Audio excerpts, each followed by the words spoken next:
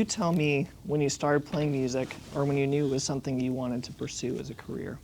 Or maybe how old you were when you started? Well, I think the moment of contact, maybe I've told you this story, but my brother is a drummer,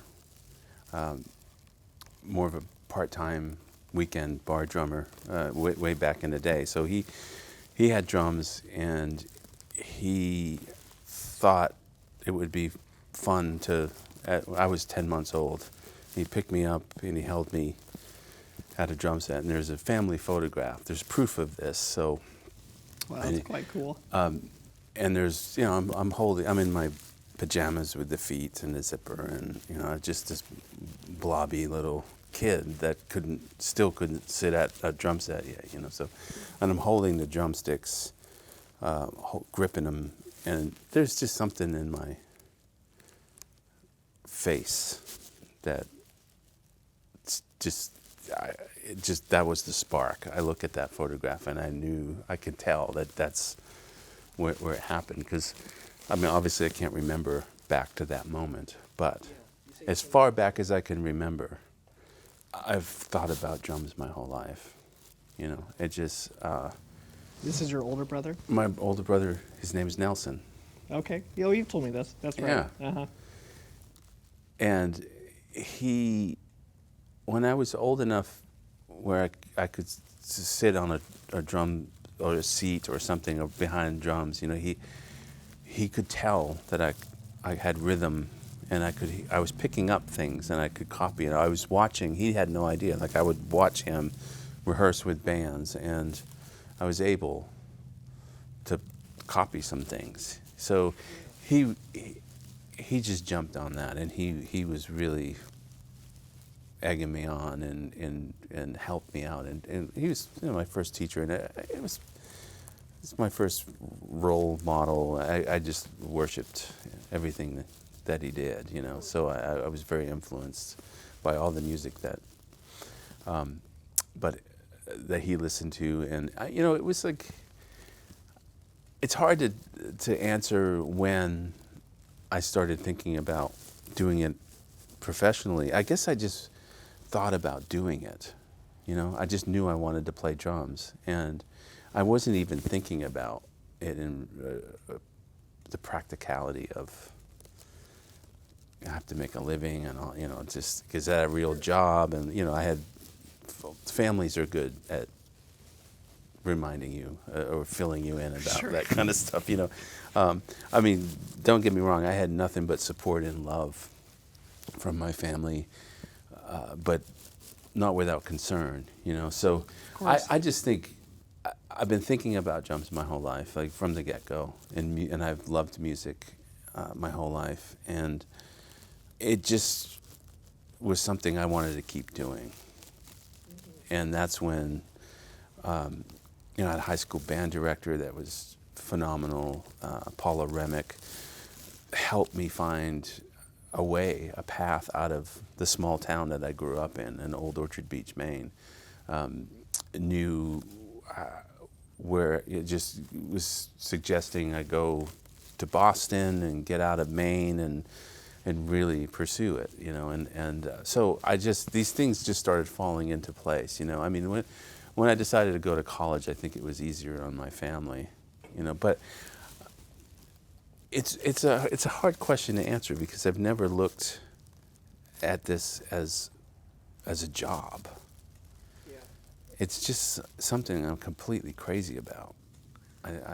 That's quite amazing. And now that I just turned 55, I feel like I have the same energy that I had when, you know, I look at that photograph, you know. And I feel like I'm more of a student now than when I was a student, when I was enrolled in college. And there have been so many things along the way. I've met so many incredible people and musicians and just humans, and you know, like yourself, and it's all been humbling, and it's all sort of, it just has put everything into perspective. And I've been really fortunate that I am making a living and that I am getting a chance to have great opportunities, but that wasn't the pursuit for me. You know, I've always wanted to be a good drummer. You know, Yeah. and I wanted Yeah. to keep always learning how to be a good drummer and never settle. You know, and I've always felt that if I settle, it's over. It's like it's some kind of death. You know, it's just Sure.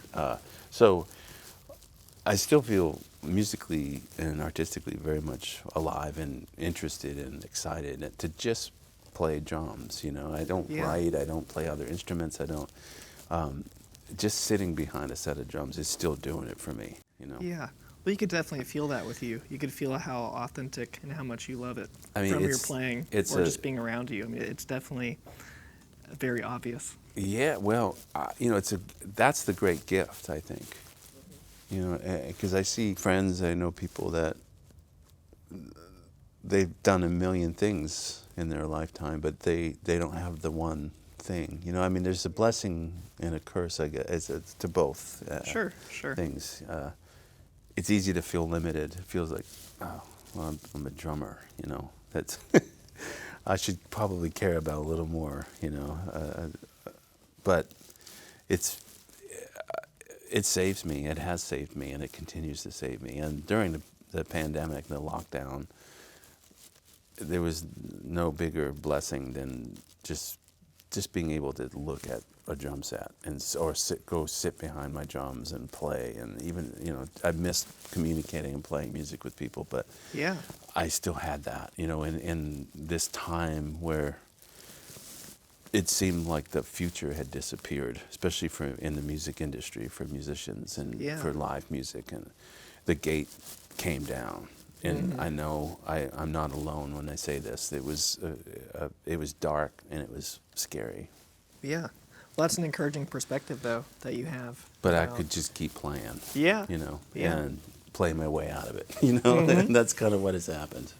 What did you do during the pandemic? Like, what was most of your work, or how did you spend most of your time? Well, for music, you know, I managed to do some remote recording, and you know, my wife Jennifer was the engineer, and she's kind of my lifeline to the rest of the world. And So we're doing a lot of fly sessions from yeah, home, that type of thing. it turned out to get kind of busy, but the other stuff that was happening, we were gardening, we were doing, you know, there's just all of a sudden there was all of this,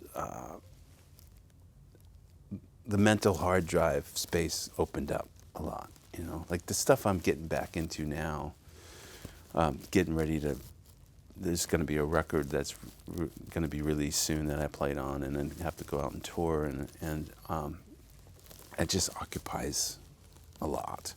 And when all of that went away, I found myself in the backyard, you know, being able to really focus, and it's hippy-dippy, but standing in the middle of my tomato plants, you know, and talking, and, you know, just being there. And the tomatoes came out great because the attention was, you know, just giving attention in areas that it's hard to when the wheel starts turning, you know, the touring and the making records and all of that kind of stuff. Definitely.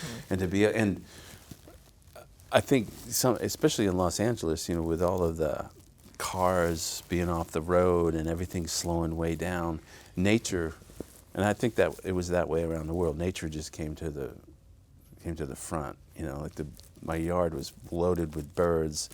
The air was clearing up more because there were less cars on the road.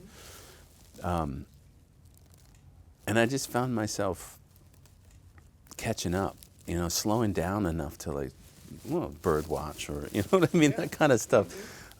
So I did a lot of that kind of, and catching up to my life too. I was talking to somebody about that today, for better or worse, you know, just, you know, when everything is going on, you're on that tightrope, you know, and you can't look down. You have to just keep walking across the rope. And in the time of the pandemic, I had plenty of time to look down and catch up to some of the things that I've been up to in the last you know, the records I played on and the touring and the sessions, and really think about, kind of digest all of that.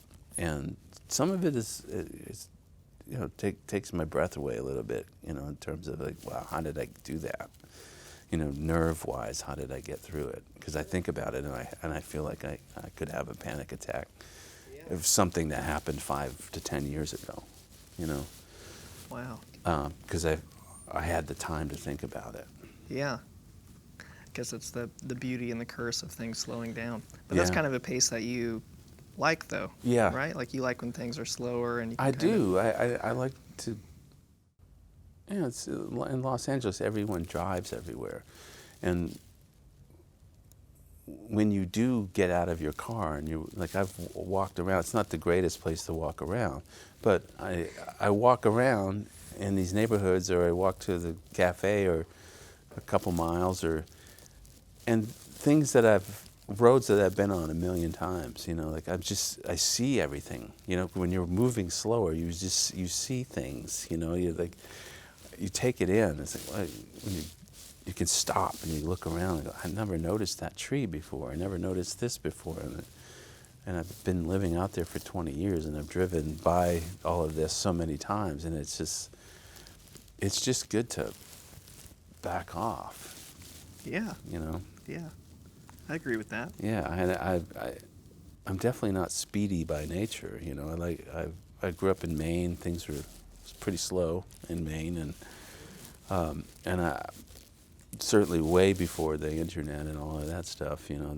So it just seemed a little more manageable. And now, like we were talking about earlier, I have a hard time keeping up. Yeah, I can relate to that. And I don't think it's healthy. It's not a healthy speed to be going at all the time, you know. And so you mentioned earlier college. You went to Berklee College. I did. Correct? Yes. How was that experience? It was horrifying at the time because I didn't have a lot of experience where I grew up playing with bands. And it was probably a junior high school band, some state competitions, and that was my experience. I never played in bars. I never played with my brother's band sometimes. You know, he'd let me sit in, but I learned to play by ear and with headphones into records. And I'm the youngest of 8, and there's a 8 to 9 year difference between me and the next sibling, and everybody had different tastes musically. So, like, depending on what bedroom I walked in, you know, like my brother Gary's room, I would go in and he'd play anything from Joni Mitchell to Led Zeppelin to Steely Dan to the Beatles, Rolling Stones, Peter Frampton, you know. And then my sister was listening to the Carpenters and didn't know it, but Hal Blaine was playing drums on that stuff. Yeah, and, oh yeah. You know, Burt Bacharach stuff, and my brother Nelson, the drummer, he was, you know, had Gene Krupa and Sandy Nelson, and, you know, like that kind of like surf type stuff and classic rock stuff, Creedence, and but it just like that was my education, and that's what I was absorbing, you know, taking in, and then I got old enough to where I was finding my own music, you know, a great gateway for me was hearing Steve Gadd play on a Steely Dan record, on my brother's record, that he had a copy of Asia. And there's a beautiful drum solo that Steve Gadd takes on one of the songs. And so that name, I didn't know anything about him. I just started finding anything and everything this was pre-internet. with his name, pre-internet. Yeah. And it was slow. So you really had to dig through old records and try to just find. I had to go to Boston to buy some of these records, you know, a couple hours away. But the beauty with Steve Gadd's career is that he he was playing with such a wide range of artists, you know, Steely Dan, David Sanborn, and Joni. I don't know if he played with Joni Mitchell. No, Ricky Lee Jones. That's what I was thinking of. Simon and Garfunkel. 50 Ways to Leave Your Lover was top 40 radio when I was growing up. I mean, get in the car and it would come on, and then I hear this crazy drum beat that was so ahead of its time and just really interesting. And so that's the stuff that I was just taking in. And when I went to college, I got there, and I'm surrounded by people from all over the world, and a lot of drummers from New York that were phenomenal. And they had been playing, they were college level, but they had been playing professionally. Their parents were in the business or whatever in New York since they were 9, or so they had club experience. And some of the young players were mind-blowing. And I felt like I was way behind the pack. The first day was very eye-opening. I went and I registered, and I walked around the school, and I went through the practice rooms, Berklee, and then there were some ensemble rooms where there were bands rehearsing for the new students. There was going to be a concert or something at the end of the week, and every room had a drummer rehearsing with a band. And every drummer was mind-blowing, just insanely great. I believe it, yeah. And I didn't know that was the cream of the crop, I mean, those were the top drummers. I just thought that everybody, in that school was at that level. So I was watching all of these drummers and these musicians too, these bands playing. I never had that experience of jamming or playing with bands like that, And I went back up to my dorm room. My roommate hadn't arrived yet, and I was sitting in the dark room with all my stuff was there. I was getting ready to unpack it, and I had a moment of, I think I need to call home. I've made a terrible mistake. I don't know what I'm doing here. I'm way out of my league. I thought I knew, like in the state of Maine, I was pretty good, but I didn't have any competition. I didn't have anything to, and then all of a sudden I got pounced down to the very bottom. Very humbling, but horrifying. And I thought, like, okay, I gotta call home. I gotta get out of here. And I walked out of my room, and across the hall, the door opened, and this lovely guy walks out. It's really friendly. He's like, "Hey, man, how you doing?" Introduced himself, and just really immediately made me feel good, and we didn't talk about music. I didn't know what he did. I didn't know, what the deal was. And come to find out, like, he'd been there a year already. But he was very comforting, and he just made me feel, I didn't even know this guy. He just made me feel like everything was going to be okay. To this day, he's one of my closest friends. Wow. And his name is Kevin Barry. Wow, and he's cool. One of the most badass guitar players. He plays with Roseanne Cash. Okay. Now, and he didn't. I tell him this story now. He didn't know he was talking me off the ledge, and it was crazy too, because he had some crazy roommate who had a pet snake in the dorm room, and he was about to feed it like a field mouse or something. Sure.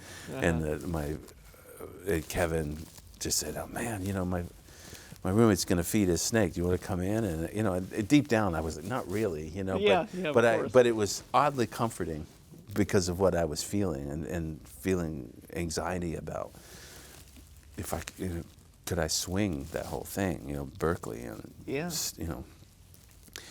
and he got me over the hump a little bit, and then as we started to talk more, and as I went around the school and on the floor, my dorm, there were practice rooms, and I saw the wide range of musicianship. I mean, there were people there that didn't know how to play at all.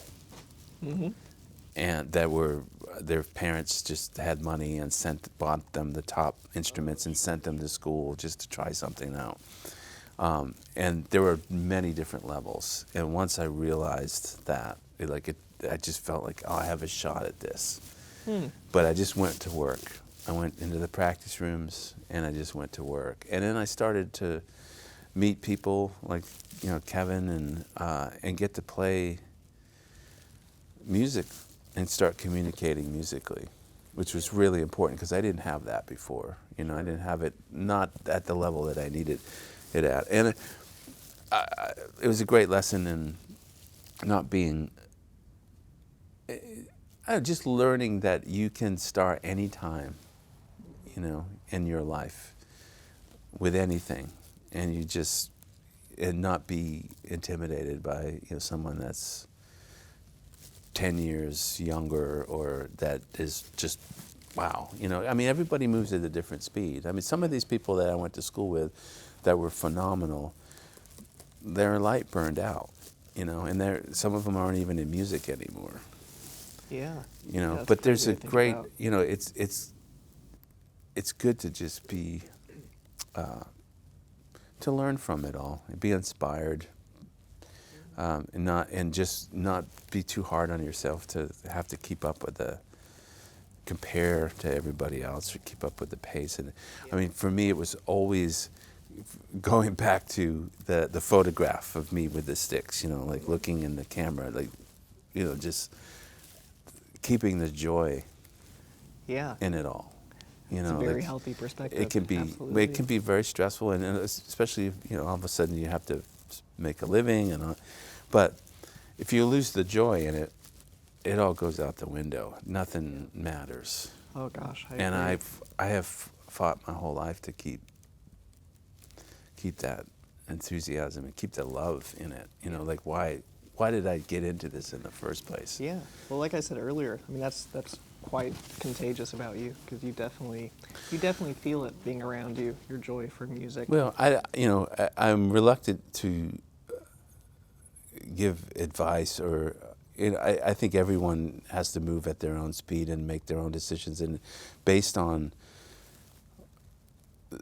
circumstances. It's your life has to be set up a certain way. When you start involving other people, whether it's a relationship or children, or things change. You have to support all of that. You have to, it's not about I just want to take the gigs I want to take, for art's sake, and sometimes you have to go outside of that. But I think there's a balance where, you can make a living, but you can also try to be selective to a point where you preserve the joy of it, and you make sure your heart is still in what you do, and that's always been an important thing for me. It's hard for me to show up and just do a job, We've talked about that quite a few times over the years. Yeah. That's always been very encouraging to me because that's a hard thing to do, to just kind of take the work that inspires you or gives you joy. Because if you're trying to pay your bills and it's get stressful. through as being a musician, which is tough enough already. Yeah. It's quite beautiful that you've been able to do that.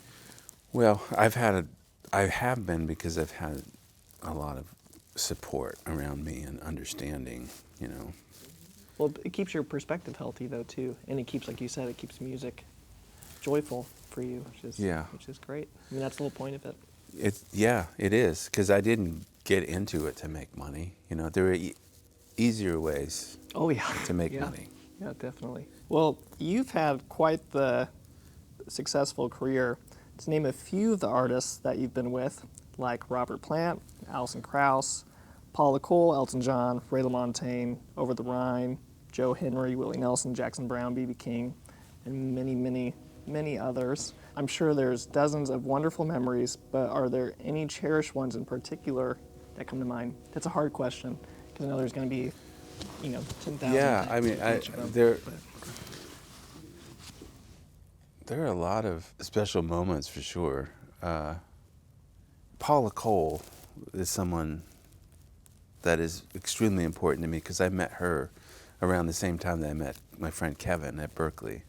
I mean, that's the experience, to get back to your other question, the experience of going to college. The best part of it was almost immediately I met these incredible people and very talented people that are still in my life. And, Paul Bryan, who I'll be playing with in a few days, he plays bass with Amy Mann, and he produces her records. And he was the first bass player I played with when I went to Berklee. And Paula and I worked together. We played jazz music together in Berklee before she even started writing her own songs. I know you've been playing with Paula for a long time, but Yeah. I didn't realize it was Oh no! since college. And then she got a record deal, and she started writing her own music, and her own music was different from jazz, and we just, so that's important to me. That's a really great thing, experience that has happened to me, and it's different from God. I love that. Beautiful though, isn't it? Yeah. It's very grounding. I mean, like I said earlier, where I grew up, that's what it sounded like. So anyway, Paula has just been a musical soulmate. Like we've grown together musically, and that led me up to. I did all the touring and the records with her, and it led me up to like 1999, 2000 is when I moved out to Los Angeles. And that's when I started to meet she took time off from the music business. And that's when I started getting into the world of working with some of the artists that you just mentioned. I think I don't know, it's like the people along the way. I mean, just the relationships, these important relationships. Paula, another one was Joe Henry, the producer, when I moved out to Los Angeles. Jennifer Condos, that is my partner, and we've been together for 20 years or so.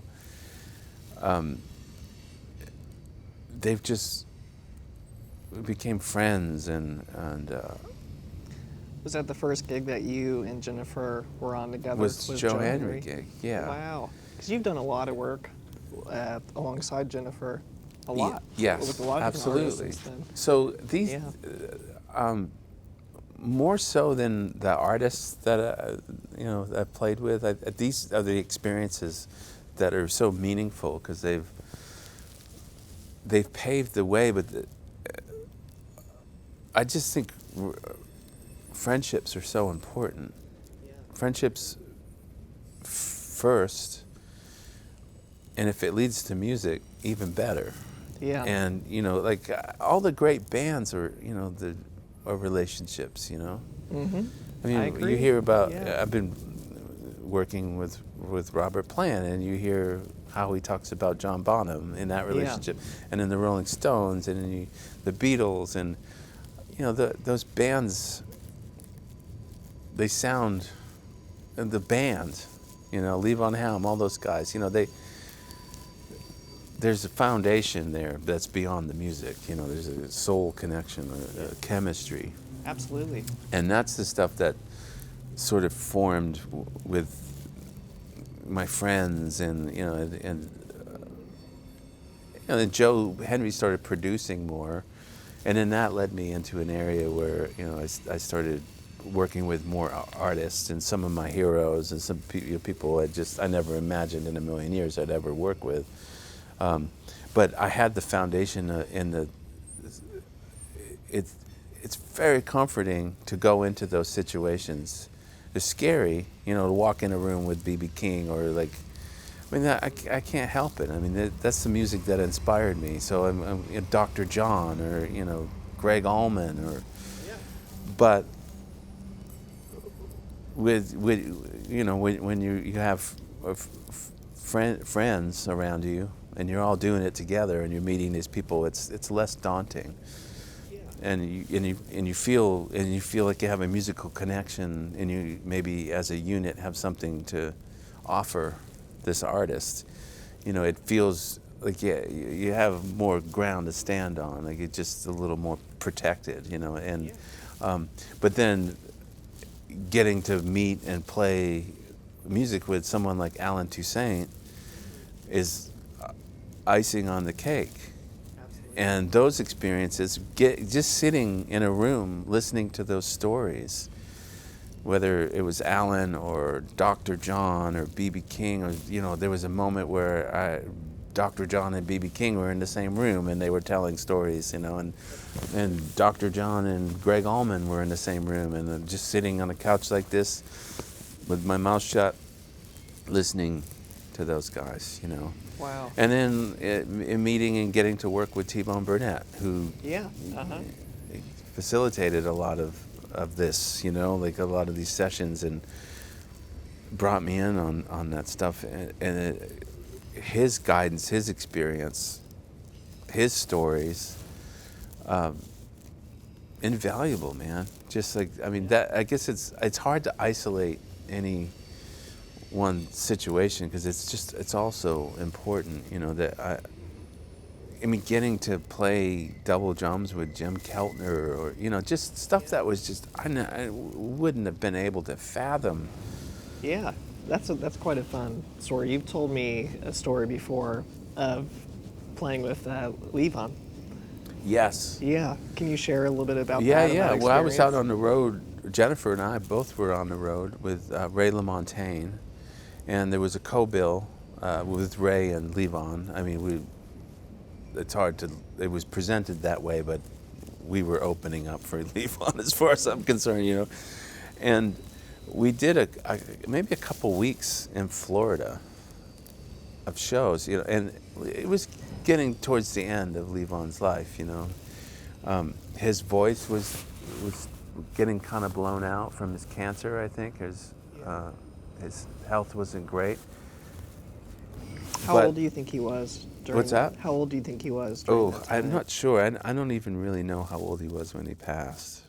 Probably in his 70s, right? I don't know for sure. So he was getting close to that. It was probably 3 or 4 years before. I would just stand on the side of the stage by the monitor board and watch the show every night, and it was great because Levon was set up sideways, so his back was right to the monitors. So I just saw, behind the magic show, I got to see, and at that point it was very emotional to see, his voice, his instrument, his singing voice was getting blown out. He wasn't always able to hit the notes, but to hear him sing "I Shall Be Released," like his soul was so intact and strong, what was emotionally coming through him. His drumming at that point was better than ever. I think maybe because he was singing less, he was drumming more, and again, it's hard to imagine him getting any better, but his drumming was just phenomenal at that point. And his singing, he was like a wounded bird in a way, but not any less emotional. Very gripping. My face was just wet with tears just to hear him singing, and the soul power was just still very prominent and coming right, just reaching everybody. Wow. And it was very, very powerful. So somewhere in the set, there was always a song where he would get off the drum set and he would go play mandolin. I think it was called Deep Ellum Blues, and it's something that, if he was out in L.A. and Kellner would come down to see the show, Kellner would sit in and play that song, or whoever. The drum tech, or maybe it was a front of house guy who also played drums. At a certain point, like there were no guest drummers around. He would come up and he would play Deep Ellum blues. Well, Levon could play so he could play the mandolin and go to the front, be in front of the band. So when we got on board, his crew manager was asking me, like, will you play that song in the set with us, and I didn't want to, I just felt like I need to just watch this, I mean, this is a great opportunity to just sit there and take it all in and learn, and every time that song would come up, I'd watch the whole show. That song would come up, I would leave, so they couldn't find me. So the tech or whoever played drums would go play. So I did this for almost 2 weeks, and the last show I felt like, okay, if they ask me tonight, I'm going to stick around. I think I'm ready. I mean, it's pretty heavy. And sure enough, yeah, they asked me, and I went up, and he handed me the sticks, and he got, he's very sweet, his beautiful smile, and he's playing mandolin and smiling, and I'm playing with Levon. It's just, it was just the one song, that one time, but that's probably one of the great moments. Mandolin. He was playing mandolin, and I was playing drum set. Wow. And I think that's one of those moments, that's a really special moment. Gosh, yeah, I believe that. Horrifying, too. and humbling, another humbling, where I walked away going, I got to work on my feel, man. It's just, no, but it's you get around that kind of feel, I think anyone would feel that way. It's heavy, man. It's really, just, it puts you in your place, put me in my place, and those are the moments that are so crucial and so important to always keeping you moving forward. Yeah. It's so easy to feel like, yeah, I think I got this, and I don't feel that way anymore. If I ever did, I think maybe when I was younger, there were moments where I could see the peak of the mountain top, and now it's just out of sight. It's just over, obscured with clouds, and I'm just going to keep climbing. I don't even know where I'm going, but I just feel like I need to keep working and moving, and I as long as I've been doing this, I still feel like there's so much more to do. But being around someone like any of those guys, like the session I did, when Keltner was on the session, I was playing double drums with him, B.B. King, Dr. John. I got there early, and Dr. John was just, I sat behind my drums, and I put my headphones on to dial in the mix, and there was nobody on the floor yet, but Dr. John was there just playing solo piano and playing the most badass groove, and I couldn't believe it. I couldn't believe how deep it was, Like, of all the music that I've heard and all the players I've played with, but just some people just are from another world. Two other ones I was thinking.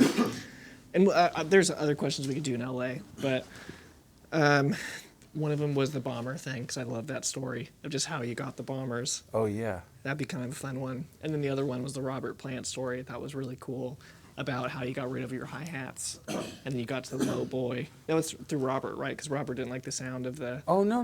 No, that was happening long before. Oh. Okay. Yeah, no, this... It happened more on the sessions that I was doing with T-Bone before I even did the Raising Sand record.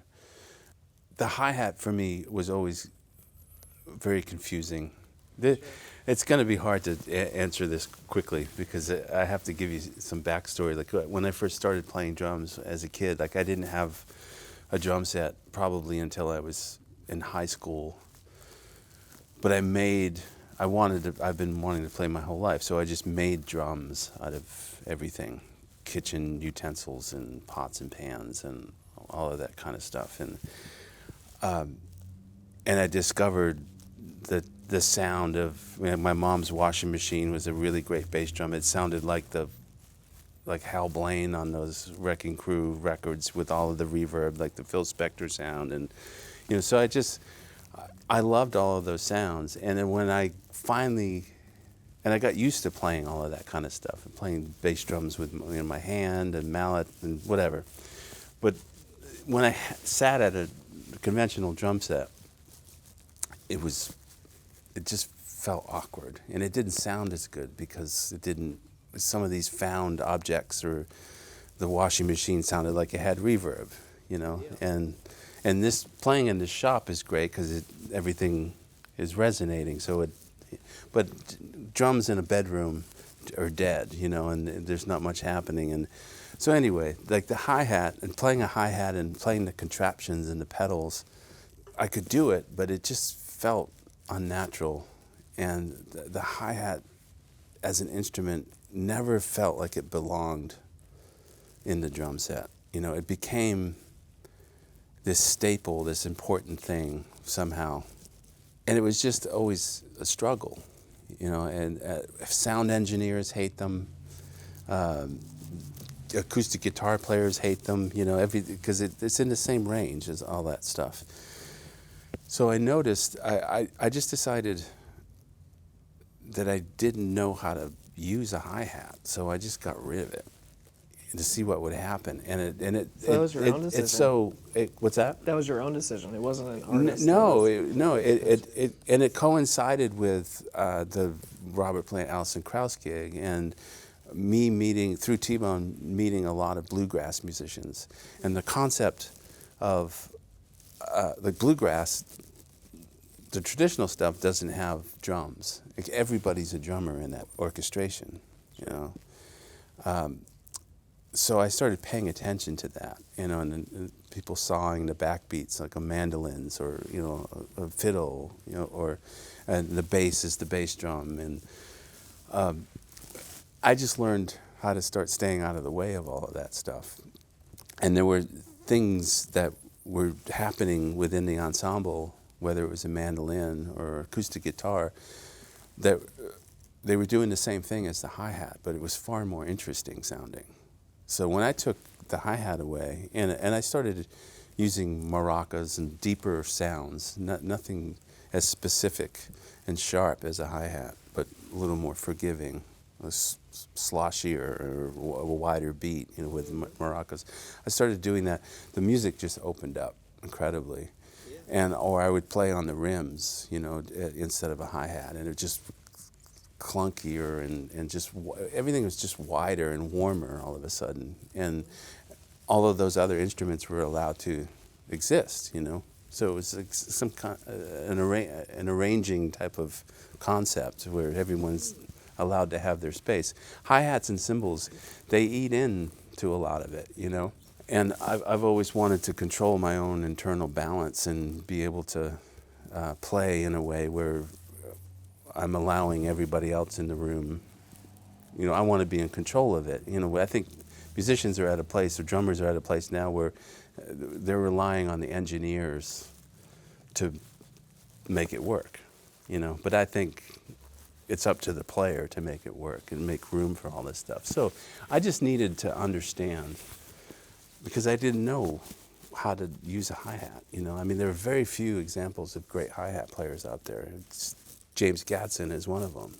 Some people they just know what to do, and it works, and it fits in great. I needed to get rid of it, and I did for a while. And when I got rid of it, I also started researching the history of the drums, how the drum set developed. When people started putting together a set where one person could sit down and play it with contraptions, what was going on. The hi-hat did not exist when that first started happening. I mean, they had bass drum and the pedal, and then eventually a low boy. But even the low boy was out of the picture, And like early recordings of Baby Dodds, played with Louis Armstrong, and he's compensating. He's doing these like shimmy beats on the snare drum, which is far more interesting to me than hi-hat information. And he's playing on the rims, like it all just started to make sense to me.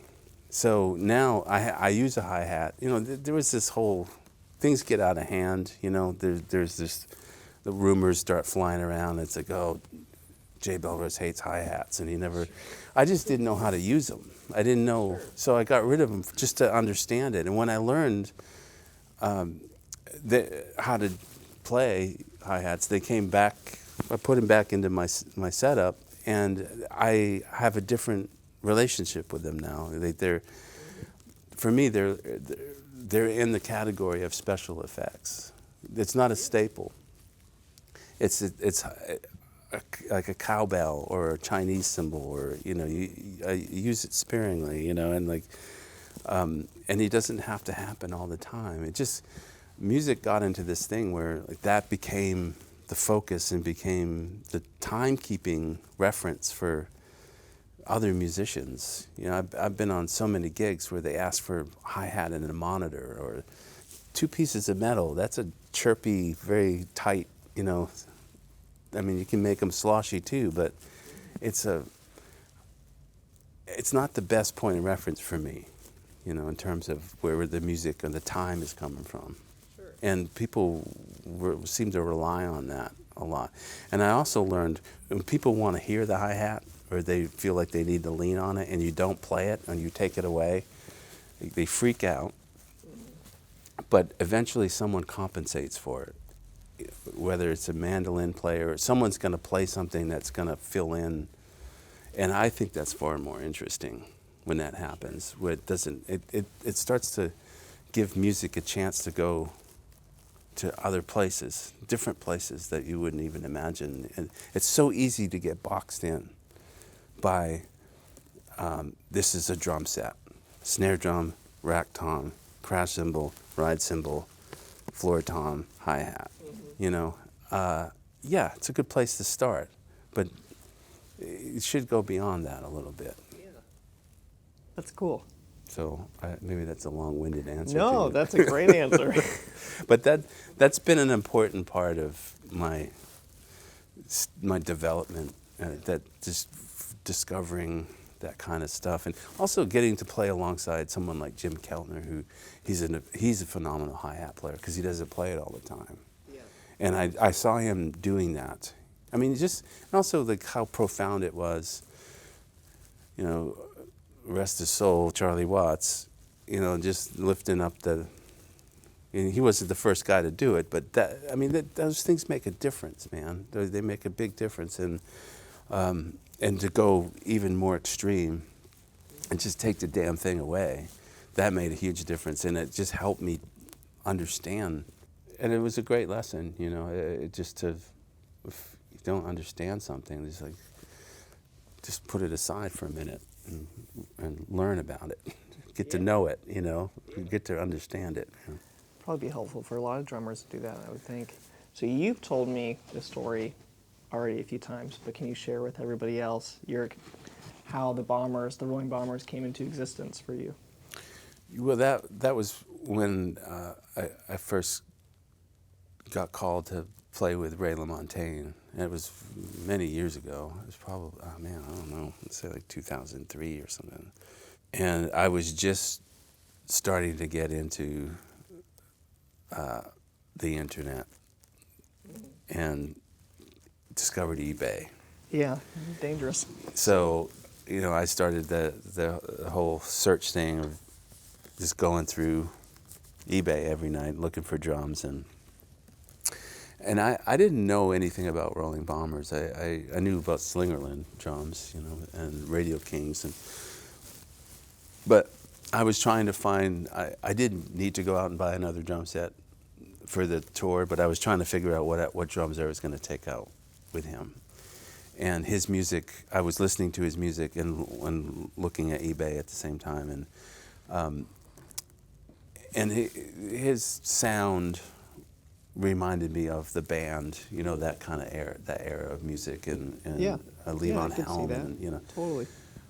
And all of a sudden, this picture pops up of this beautiful drum set. It was a rolling bar. It was my first one that I bought, with the wooden lugs and everything, and it was very Levon-esque. I know he didn't play a bomber set, but it had that vibe. And the guy selling it, I could tell he loved that drum set very much, and that he really didn't want to sell it, and he probably needed the money.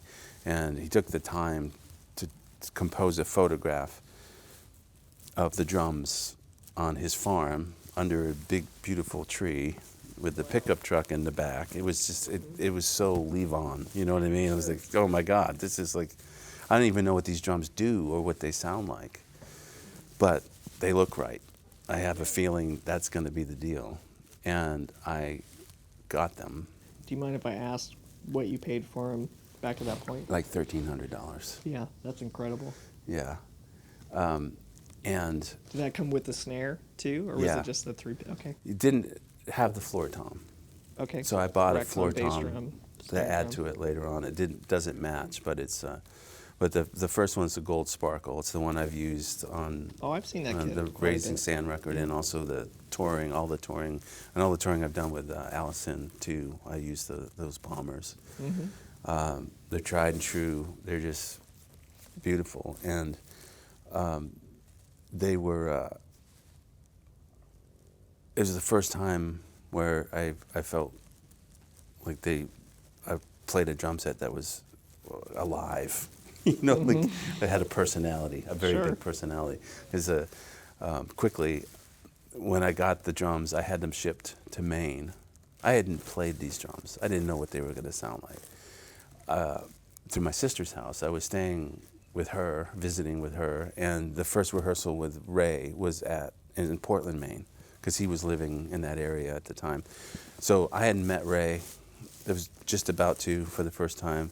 The couple days before the drums arrived at my sister's house, took them out of the box, had the calf heads, played them, sounded beautiful, but we were going to do some outdoor festivals, and I knew that the calf heads would be troublesome, and because of the temperature changes and all of that stuff. So I got some Remo heads to put on, and I had a sinking feeling in my stomach as I was changing the heads. Like I don't like to do that with old drums, because I just feel like you can really mess with old instruments, especially if the heads have been on. I think these were the original heads. So I had to kind of tap the heads, and there was some voodoo dust and shit coming out of these things, because they were sealed since the 40s probably. So I finally got the heads off and cleaned them up. Tried to put Remo heads on, didn't fit, because they were tucked to the shells, and those shells were probably a little, by a fraction, off. So that was the first level of panic, just days away from rehearsing. And someone gave me a great recommendation to get the American vintage heads, because they're made especially for Slightly oversized. They're oversized, yeah. Those worked. They fit on the drums, which is a good step in the right direction. I tried to tune them up, and they were. I got to a point where I just wanted to get the creases out. It's just like, I can't be picky about all of this business. I just wanted to get the heads to actually just be tight on the drums, So I got to that level, and they made no sound whatsoever. They were so resonant and beautiful with the calf heads. They were so very, very happy until I messed with them. So I put these new heads on. They sounded. I felt like I destroyed this drum set, really terrible. And I was scared to death, because I had to go. This was the set I was going to use. So right up until the moment, and I brought them into the rehearsal building and set them up. Still, they sounded like that. They're terrible. And Ray walked in and met him, and we talked for about 45 minutes. That was your first time meeting him too. Yes. Wow. So we were just getting to know each other, and in the back of my head, I'm looking over at this very beautiful drum set that made no sound whatsoever.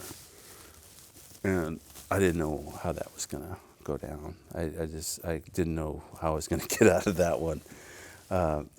So Ray finally said, "Hey, let's play something." Oh man. So I sit down and I hit the bass drum, and all of a sudden the bass drum is beautiful and resonant and open, and my heart just almost pounded out of my body and hit the snare drum. Everything, all the drums just like, ooh, they just opened up. And it was a miracle. And that's when I knew at that moment that I wasn't in charge of this. These drums, they're going to tell me what's going to happen. And they do. They're very moody. On a good day, everything is working, everything's resonating right. But that happens once in a while. Yeah. But there's like some days the rack tom's doesn't want to be part of it. I just leave him alone, Middle tom, nah, I don't know, it's not happening. Rack tom sounds great all of a sudden, and once I get it, some days everything is just ringing and singing, and it's great. But I've learned so much from these drums. They've shaped my whole approach to drumming, and just also physically sitting behind the toms being spread out. And if you want to slow someone down and have them play less notes, put them behind one of those drum sets. It's great. It just becomes just more simple, and the sound is so resonant. The notes ring more, so you have to play less notes, and just let the tones sing, Yeah, So, we definitely have a very iconic image with those drums. well, they felt natural for me. It just felt like my axe, my instrument. Just felt normal. And I know I have some friends that went out and bought some, and they sold them as quickly as they bought them, because they were too weird and didn't make sense. They were too big and just awkward. But for me, it was the key.